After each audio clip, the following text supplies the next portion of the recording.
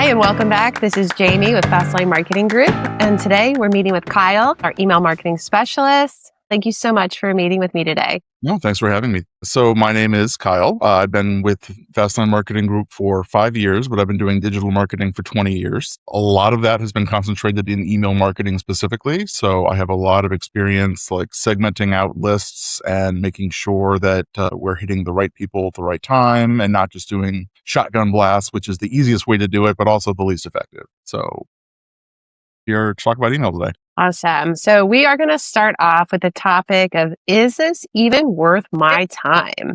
So the first question that we have is, does email even work anymore, or is everything just on social media now?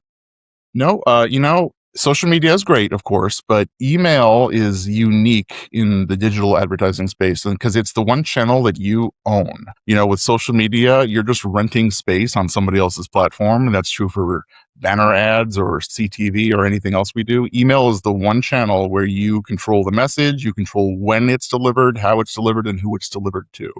So no, email is still very relevant. It's, to use outdated terms, it's basically the new mail, but I mean that in a positive way, and that it's just your direct line to the customer. Very nice. And isn't email basically spam at this point? Won't I just annoy people and lose customers? Well, spam does exist. Nobody likes spam, myself included. So if all you're doing is hitting people with like, buy today, buy now, a special deal, yeah, that can be annoying and people might tune out. But email can also be used to just maintain relationships. You can send, new product offerings, but also just like service reminders or, reminders that a new season's coming up. So start thinking about XYZ, or, if you know what equipment they own, you can send them just reminders of just various things. So it can be spammy if all you focus on is buy, sell. But it's a great relationship nurturer, and email's unique in that way. My customers are farmers. Half of them I picture as not even checking email. Is that true, or am I wrong about that? Well, everybody has email nowadays. It's, the one thing, not everybody's on Instagram, not everybody's on Facebook. If you're doing social, you still have to pick which platform. Mm-hmm. Everybody has an email.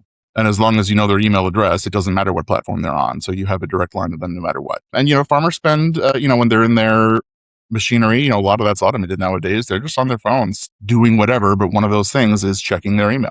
So it's a great way to keep in touch. That's right, because most people do have a smartphone in their pocket, and they can check their email anywhere now. Yep. My customers only buy a few times a year and only in season. Does email still make sense when nobody's buying for months at a stretch? Absolutely, because sending emails consistently keeps you top of mind. You want it to be when it is time for them to shop for that combine or even just parts for their combine. You want to be the name that they just snap to. You don't want them to have to think about, where should I go? You should be the person that they say, oh, well, I just need to go there because that's the name I am familiar with and I see all the time. So no, email is great for staying just top of mind and in front of people and just being their go-to person. It's a lot like social media, except you're sending it directly to a very specific person, opposed to just posting it online and hope somebody sees it. Exactly. Okay. Let's go on to the next question. I sell big ticket equipment and small parts and supplies. Does email work for both or just one? It works for both for kind of the reasons we've already kind of hashed over. So for the longer items or the longer tail items like the combines, that they think of you first when it's time to buy that big piece of equipment. But emailing them consistently also solves the issue when they need the smaller things, like when a simple part goes out or a small piece of equipment goes out. If you're emailing them twice a month, then hopefully you're their go-to guy and remember you and won't even shop for anybody else. I'm a local business. Won't I get drowned out by big national brands? No, actually, because this is where local dealers have an advantage. National companies are going to send you probably a lot more frequently, like very polished emails. But you aren't selling an email. You're selling kind of your relationship with the client. So having kind of smaller, simpler emails is it's almost more charming, and, you can personalize, their name. Hopefully they know you already. So your name really stands out in an inbox, it's kind of like if you have an inbox full of big name dealers that you've never dealt with, and then you see one from your best friend, like that one's going to stand out to you just by the name alone. Email's kind of the same way. I don't have a list of customer emails. Where do I even start? So you can start by just collecting emails from your existing customer base, which is usually simple enough. Like when you're maybe cashing them out, just be like, hey, can I get your email for, sometimes it's just for their receipt sometimes, or just like, hey, we can text you. This is like a car dealership example, but like, hey, if you send me your email, we'll send you, reminders about your next oil change or your next service. And that can apply to lots of things. So it helps immensely if you offer something of value, whether it be just like a newsletter or maybe just an initial, like, hey, give us your email and you can have like 10% off your next service or, purchase over X amount of dollars. So it's very easy. Really, face to face point of sale is probably the best place to start. Okay. How do I get customers to give me their email without it being awkward at the counter? So usually when you ask for it, pair it with something that is of value to them. Say like, hey, can I get your email? We'll send you reminders, service reminders or sale reminders, or maybe you have a newsletter or something that they'll find interesting. And you just need their email address to send it to them. And that's usually a good icebreaker rather than just saying like, hey, can I get your email? That's a great idea. You could even do like a rewards program, Yeah, or maybe they earn like points or something with you. exactly. Yep. How long before I have a list big enough that this is actually worth doing? You don't need a big list. You just need to get started. So even if you just have a few dozen people, just start sending emails now. If nothing else, get the practice in on crafting your message or your look and feel. Just do it. Like emails also, relatively inexpensive. So it doesn't really cost anything to start small and just grow from there. And can you help me reach farmers who've never bought from me before? Or is this only for people I already know? Well, Fastline Marketing Group can help because we have a list of farmers all over the country. So we can target people that are near you in your state or in the tri-state area or in zip codes around you. So there's a lot we can do to hit people that probably or possibly have never worked with you before. So no, Fastline Marketing Group can help you with that. So if I'm a dealer and I have multiple locations, do I need to have an email list or an email that I send out for each location? Or can I do it just as one for my company as a whole? Sure. You have choices. It is possible to just send one email to the whole list that just maybe lists all of your locations on it. But this is Mhm. also a chance for you, if you have their location information, assuming each of your locations has like kind of a designated area, you can segment the list so that one email just comes from one of your locations and it's only targeting people who are geographically closer to that location, and then style the email appropriately. That lets you get down to more, again, precision based marketing, but also too, like maybe one location has something going on that the other ones don't. You can send an email from just that location to just the people who are nearby that location, or even to all of them, but just specify that it's only at that location. So, I mean, you can do either, but it is possible to drill down. How do I actually know if the email marketing is actually working? Sure. Well, with digital, to an extent, tracking is easier. It might be hard to like do direct attribution for like dollars earned because you never know if somebody just saw your email and then went and bought from you, and it's kind of hard to connect those dots.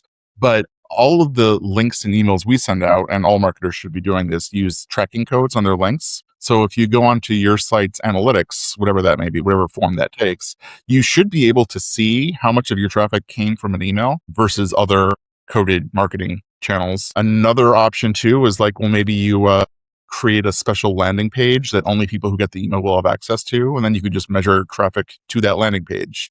If you know it's only from an email, then all the traffic from that came from an email. You could also have form fills that are only accessible via emails. And then the number of forms you get filled out, you know that that was the email doing its job. So there are ways to do it.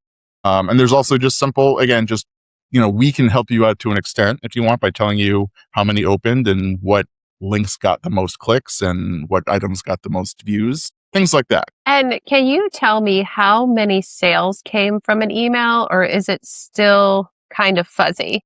It So can be a that's little, it can be a little fuzzy because especially with the long tail items like the big combines, it can be Mhm. months between a person decides they need a new combine and actually buy one. So it's a little, for things like that, it's a bit trickier. But again, we can help you more by showing you where traffic on your website went. If you notice an uptick in sales of a particular item, like something off the shelf as opposed to like a tractor, Okay. and, you see that a lot of traffic to those products was coming from email, then, it's directional. Like that will help you know what marketing that's coming from. How much of it can you just handle for me? Almost all of it. You don't have to design the email. I can do that for you. You don't have to write copy for it. I can do that for you. All I really need from you is what are you trying to accomplish? Are you pushing specific listings, or is this just purely informational, or are you advertising an event? I just need to know that. And, specifically where on your website you want people to be visiting, so I know where to properly link to. But I can do the creative myself, the writing myself, and obviously I deploy the emails myself. And then I guess I just also need to know from you, who are we hitting? Like, are you hitting a state, zip codes, a radius around your location, things like that. But I handle almost everything for you. You just approve it, and then I do my thing. So it's very much like a white glove service. You show up, you tell us what your goals are, who you're trying to target, and we make it happen. Absolutely. And then we show you the results at the end. Yeah, we try to make it as painless for you as possible. That's very nice. What happens when people unsubscribe? Does that hurt me? No, unsubscribes don't hurt you so long as people aren't doing it in mass. I mean, I think every internet email service provider kind of knows that people are going to opt out.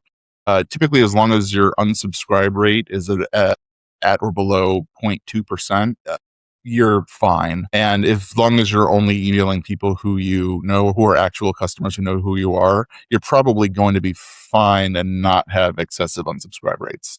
It's people who purchase lists and email people who aren't actual customers or have no idea who they are. Those are the ones who are going to start unsubscribing en masse. So just don't do that. Okay. Is there a legal side to this that I need to worry about? I don't want to get in trouble for emailing people. It can be, yes, if you're not honoring unsubscribes. So make sure that it gets into legally treacherous territory. So you do want to make sure that when people are opting out, you are removing them from your list. So whatever system you have in place for that, if you're doing it yourself, just make sure you have a way of collecting and honoring unsubscribes. As long as you have people that want to receive your emails, receiving your emails, and then when they say they're finished, you abide, you're respecting that, then everything should be good. Correct. Okay. And then our last question is, what if I send something with a mistake in it to my whole list? That is something that I think every email marketer has done more than once in their lives. It's usually not a big deal. Obviously, it depends on the mistake. Like if you're advertising an event and you put the wrong date of the event on there, that's kind of a big deal. So you'll probably want to send out a correction right away. In that scenario, just make sure your subject line says correction or updated date in all caps so people can see that it's amended. And then just be very clear in your next email, which you should send as soon as possible, what was erroneous in the first email and what is actually correct. Okay. But usually if there's small typos, like if you just see a simple, like the word "the" was missing an E in one spot, you can just let it go. I mean, that's not really... people get it. We're all human. No one's going to look at that and not know what you mean because you misspelled a single word. As long as the word wasn't, or, I guess another example of something important was like the price. Like if you accidentally typed something was $12,000 instead of $120,000, you probably want to fix that. Or like if you said it was $12 and it was actually $1,200. Yeah. Those you would that would be a big typo. Yeah. So anything that would obviously be harmful to you or a customer if it went out, like those kinds of mistakes, you want to send corrections out immediately. There's not really a way to like retract an email you've already sent. Once it's out, it's out. Just send a correction as soon as you can, and just make sure you put very bold, like big all caps letters in your subject line saying like correction or update or something so that they know that this is an addendum to what was sent previously. Okay, good to know. All right, Kyle. Well, thank you so much for meeting with me today. I really enjoyed learning a bit more about what you do at Fastline Marketing Group. All right, thanks for having me, Jamie. Thanks.